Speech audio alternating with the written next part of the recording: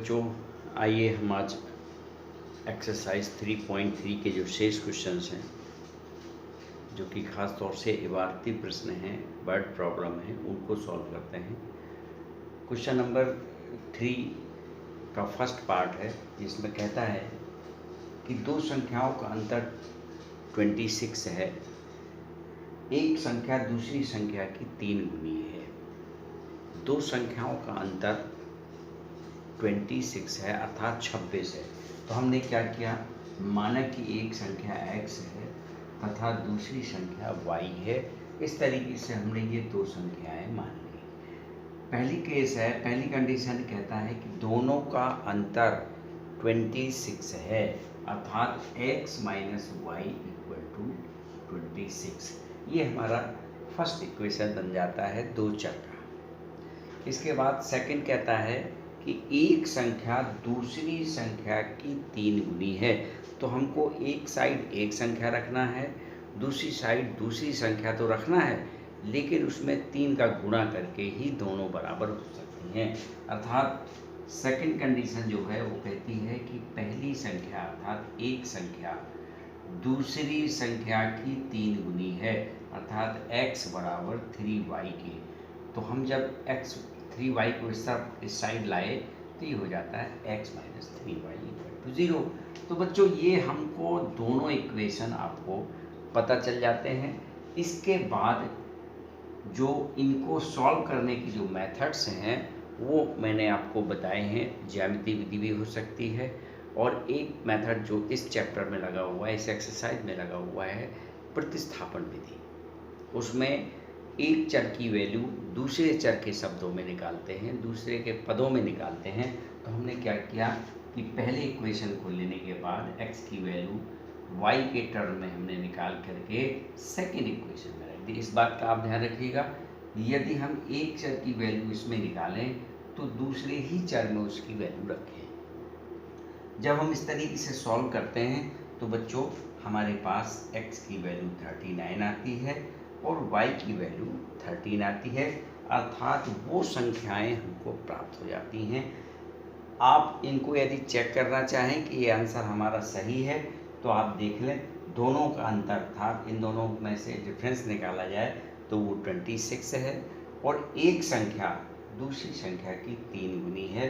देखिए 13×3 = 39, अर्थात ये एक दूसरे के 3 गुनी हैं। तो बच्चों, इस तरीके से हमने एक इबारत वाले प्रश्न को सबसे पहले हमने उनको समीकरणों में चेंज किया, दो चर वाले समीकरण बनाए। वो समीकरण बनाने के बाद फिर हमने उनको प्रतिस्थापन विधि से सॉल्व कर दिया। आइए सेकंड क्वेश्चन देखते हैं। सेकंड क्वेश्चन कहता है कि दो संपूरक कोणों में बड़ा कोण छोटे कोण से 18 डिग्री अधिक है। तो बच्चों, जानते हैं आप संपूरक कोण किसे कहते हैं? वो ऐसे दो कोण जिनका योग 180 डिग्री के इक्वल होता है, उनको हम संपूरक कोण कहते हैं।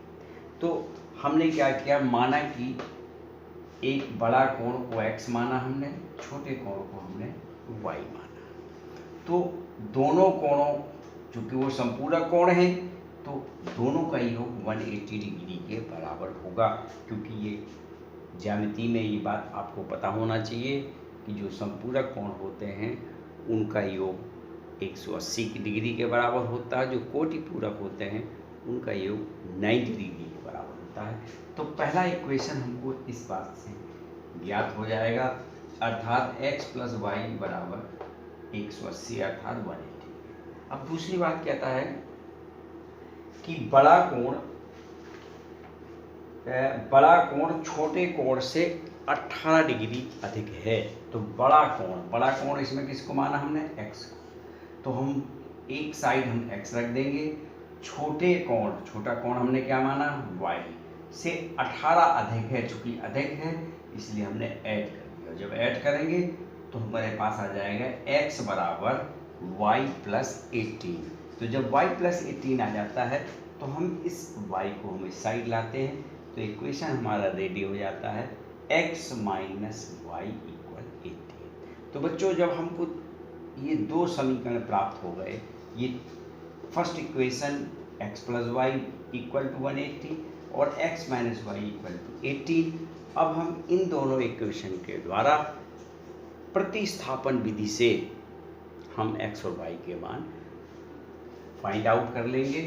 बच्चों, प्रतिस्थापन विधि जो मैंने आपको बताई कि यहाँ से आप x की वैल्यू निकालिए। आप चाहें तो इस x की वैल्यू इसमें भी रख सकते हैं। देखिए, ये समीकरण नंबर 2 जो बना था उसको भी यहाँ पर सॉल्व कर सकते हैं, लेकिन इस क्वेश्चन में हमने x को इधर रखते हुए y को साइड ले जाते हैं, तो ये x की वैल्यू आ जाती है y के पदों में, वो हम सेकंड इक्वेशन में रख देते हैं। तो हमको जब हम सॉल्व करते हैं तो हमको x 99 मिल जाता है और y 81 मिल जाता है।